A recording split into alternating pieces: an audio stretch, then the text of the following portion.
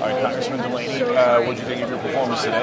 I thought it was good. I mean, you and I disagree on Medicare for all, and you and I had a really great debate about it. We had a much shorter version of that tonight, but I wanted to have it. Yeah. Do you think that they asked you enough questions? No.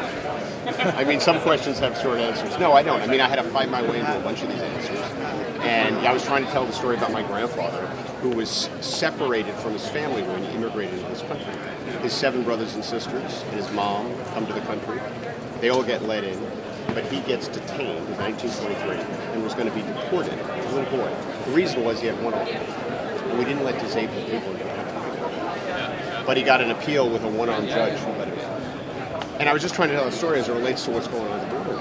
Yeah. You know, my wife and I went down there for a week with law students to help asylum seekers make their cases.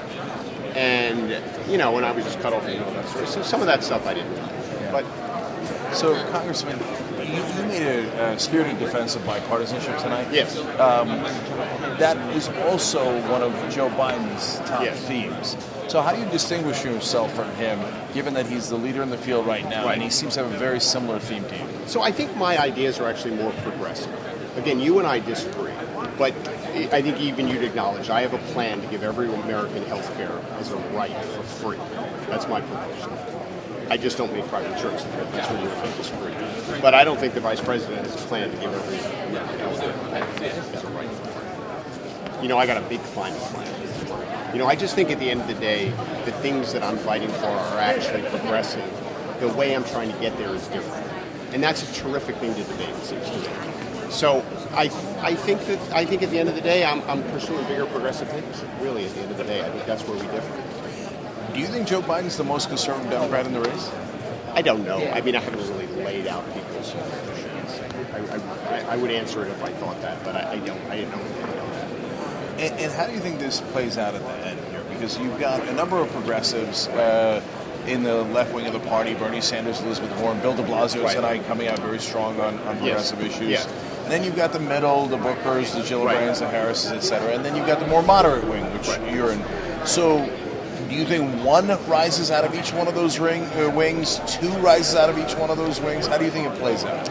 You know, what I'm hoping is this doesn't become like moderate versus centrist versus progressive. I think we should all agree on the goals, and then we should debate how to get there.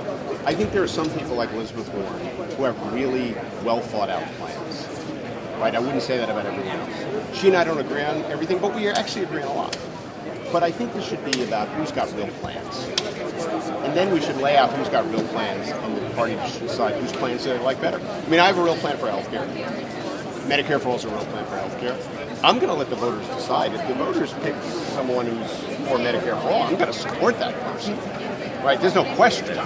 Yeah. But it should be about who's got plans, as opposed to just saying things. The one thing I don't want to do, I don't want to be in 8 years at some debate, hopefully when I'm done being president, and talking about the same issues. We got to make progress. So on the Mitch McConnell question that you got asked and a couple other folks got asked, is there any chance that the presidential candidates could affect whether Mitch McConnell wins his election that's also in 2020 at all? Yeah, I mean, if we put the right nominee up, you know, the top of the ticket does matter. Mr. Mayor, We all what know. is the main lesson So I think that the you top learned of the from ticket matters 2016? in whether we control the Senate. Yeah. I really believe that. Yeah. And then if you don't happen to win overall, Yes. what would you do next? You know, about 10 years ago, my wife and I decided to dedicate the rest of our lives to public service. I feel like I've been very blessed. I've been very lucky. And I want to spend the rest of my days trying to make a difference. Yeah. That's really pretty simple. I always thought of my life as a third earning, and a third serving. All right. And I'm in that last third. All right, Congressman Delaney, thank you so Thank much. you, Jay. Good to see you.